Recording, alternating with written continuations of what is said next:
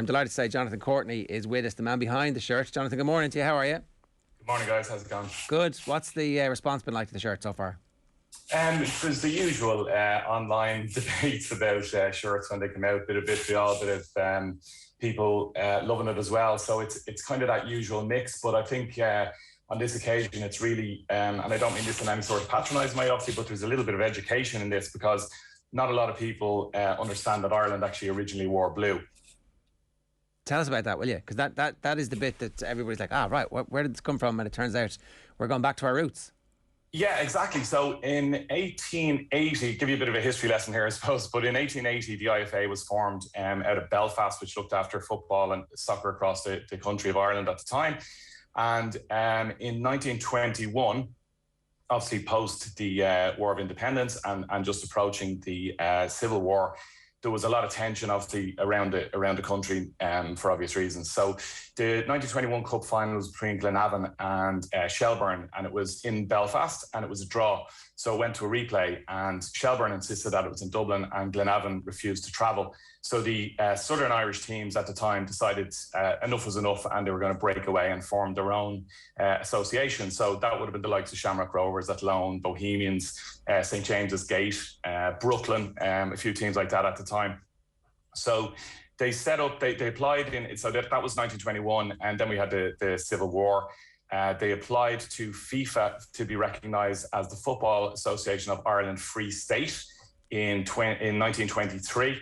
And this all predated, of course, World Cups and European Championships. So the premier tournament at the time would have been the Olympic Games. So the Olympics in Paris in 1924 was where Ireland made their first international game or debut, if you like. And that was a game against Bulgaria. And Ireland wore St. Patrick's blue shirts, kind of cream shorts, and they actually wore black socks. And in a kind of funny twist of fate, Bulgaria were the ones wearing green, white, green. Right.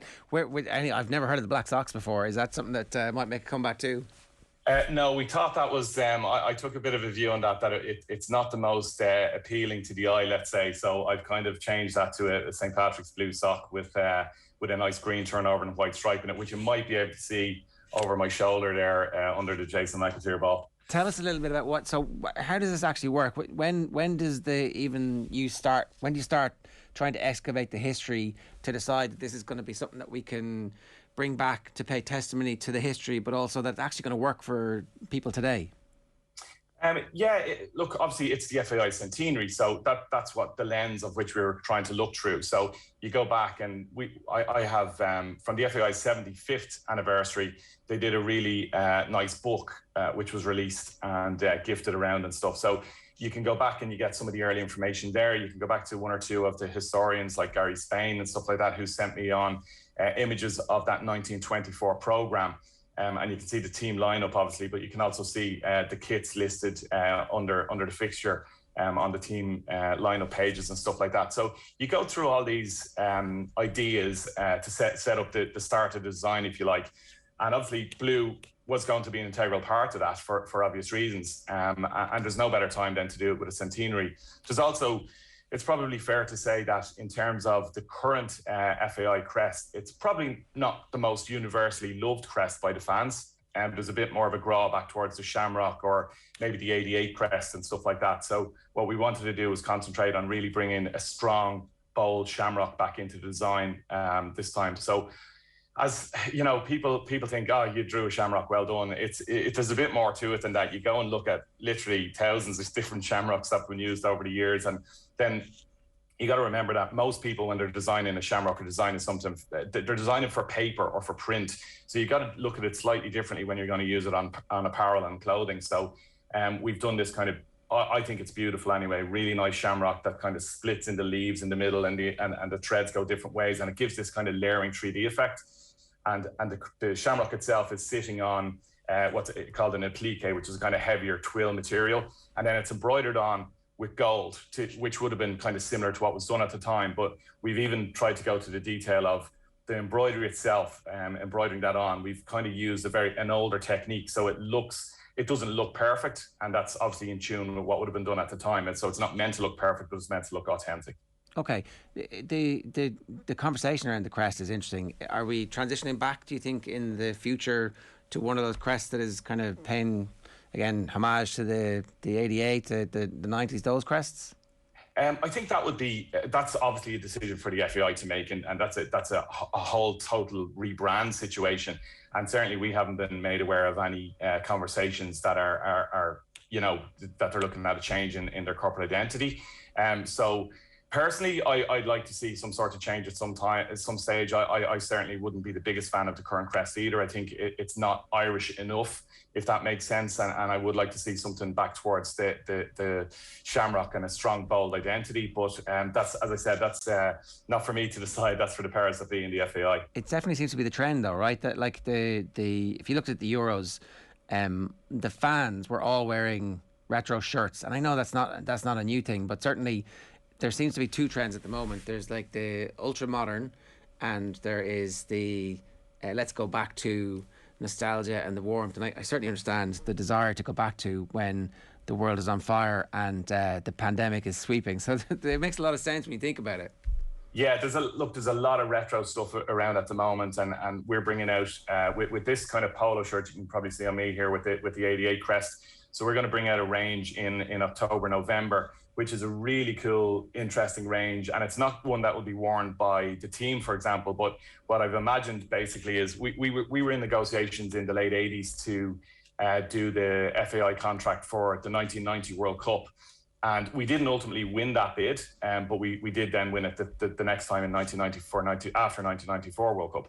So what I've tried to do is I've imagined or reimagined, if you like, the Umbro designs of 1990 World Cup, where like the likes of England and Scotland and others wore Umbro product, and matched that together what would have been the FAI crest at the time in the Irish colours. And that's a range, and it has obviously kind of more modern silhouettes and cuts and stuff like that and materials, but it will have that kind of 1990s look, which is still very strong if you get it on the right product. So there's a really, really cool, interesting range coming out in kind of October, which it'll be available through Elvery Sports. It seems like that's go on, sorry. Well, everybody had that Umbro 1990 jersey in Wembley for the final, it seemed, more so than the new version. Or did Umbro reimagine the 1990 jersey for England this summer as well? Yeah, it was well, obviously once you're kind of finished with a contract, you can't remake the stuff as such. You kind of have you can team up, as we've done with there's a company called Score Draw who team up and do everything officially. So we will be bringing out replicas of the 1988 and 1990 jerseys for the FAI over the next couple of months as well. But you'll see a lot of kind of counterfeit ones online and stuff like that.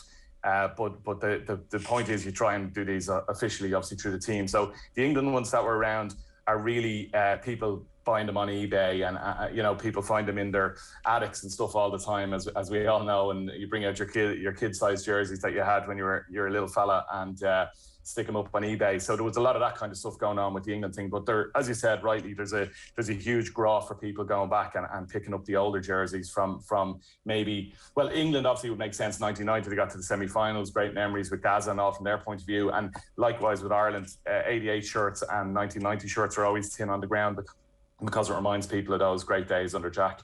So they are going to make a comeback then, and an official version of an official one. Now, obviously, Adidas would have made those jerseys at the time, so we don't do this obviously with Adidas. So the only thing that will be off it will be the Adidas trefoil, but everything else will be done exactly the same as was done previously, and it will be official product, obviously. Is sales the only metric of success? Like, have you designed shirts in the past that you think are class and you're happy to stand over it? They didn't sell amazing ones, and then sometimes you're thinking, this, I don't know if it's going to sell, and then it sells like mad. Is there sometimes a lag? Yeah, absolutely. Yeah. There's definitely times where you underestimate it, and there's times where you overestimate it. So I mean, I'm trying to think of examples, live examples, but the 2016 shirt for the Euros, we knew it was a nice shirt and we knew it was strong, but that went off the scale. Like, I mean, it sold really, really well and much quicker than we thought it would. Now, there's also, you got to temper these things with, like, we qualified for the Euros, so people were going to buy it possibly regardless how good or bad it was. So sometimes it's hard to get that exact gauge on it. But I mean, in regards to this blue jersey, for example, that we're looking at the moment, we put this up for pre-sale on I think it was Friday, and already half have been pre-sold. So we reckon that, and this is a limited edition, obviously, there's only 2,000 of these going to go out there into the market, and with half sold online, and they're not even due to go into the stores until the 1st of October. But realistically, I think none will ever hit the shelves. I think they'll be gone before they're actually launch date, if you know what I mean. So they'll never be in the shops. And the only other metric of these things that I can kind of describe is in it would have been when we moved into the Aviva, which was, I think, 2010, maybe, if I remember correctly. In the first game against Argentina, we ran this limited edition shirt, maybe 100 pieces, which had Ireland versus Argentina and the date of the game, etc., embroidered under. And then about 2 years later, we did a pink jersey with breast cancer awareness on it. And both of those were strict limited editions. And now, in value terms, if you've got a new one of those with the tags in the bag, they're selling for 3 and 4 times the original price on eBay, if you can find one. So the collector's items plenty of people will open the box and take them out and wear them, and that's totally understandable. And a lot of people aren't buying them for an investment, obviously, but these things do, quadruple in value over maybe 7-8 years. Is there any chance of this blue jersey becoming our away jersey? The plan is, we are absolutely planning to wear the shirt. It's not going to be the away jersey as such. We're more likely to wear it. We're trying to wear it before the end of the year. And that's the kit's actually over with UEFA for approval, for match approval at the moment. Now, obviously, we do this all day, every day, with multiple national teams. So we know what needs to be done to get the sign off. So we're not expecting any sort of issue whatsoever with sign off. And then once we have the sign off, then we can schedule in what game it's going to be against. But that is literally TBC at this point. And with a bit of luck, we might wear it more than once as well. Yeah. I mean, I would be all up for adopting blue as our away jersey for the next couple of years, or even a third jersey. Does that make any sense? Like the white, obviously iconic, big games in the past, but we could retire for like a couple of years, couldn't we? Yeah, I don't see any problem with that. I mean, if you look at what a lot of teams are doing, obviously it's led, I suppose, to some degree by club football and teams now wear every sort of colour that, Liverpool wore blue a couple of years ago, which would have seemed, totally against what they would do because Everton are right next door. And so that broke down all that sort of stuff in terms of colours. I would imagine Celtic and Rangers probably won't decide to wear green or blue as their away kits. But apart from them, I think there's very few limits anymore. And I think if you looked at the Euros and looked at the different sort of styles and colours that, whether it's Portugal or England or France or whatever, wear for their away kits, I think it's kind of all bets are off. You can wear, to a degree, what you want. But I think that in this scenario where we're talking about the FAI's 100th year in existence, or the centenary, I think there's an absolute legit reason for wearing blue and highlighting that historical crest and just bringing something totally different to the table. We've just got to get that message out there to explain to people why they're wearing blue. Any chance of us getting a classic orange shirt at any point in the future?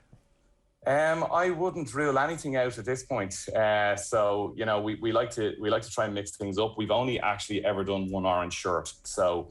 And we all remember the game, and obviously Jason McAteer's flying kung fu kick and all that sort of stuff, and the defeat in Skopje in Macedonia. So it was an interesting shirt, and as we discussed before, that was actually the one that they all tried, when we had that massive robbery in the warehouse that they robbed or tried to rob. So we had a mixed fortune with the last one, let's just say. But I would like to certainly get that into the kit rotation at some point, because, as I always say, I never see these things as political. Orange is 1/3 of our national flag. It appears all the time as a trim in the home and away shirts anyway. So I'd love to get that back in over the next year or two. Listen, we wish you the very best of luck with it. Thanks a million for joining us this morning. Cheers. Thank you, guys. Cheers.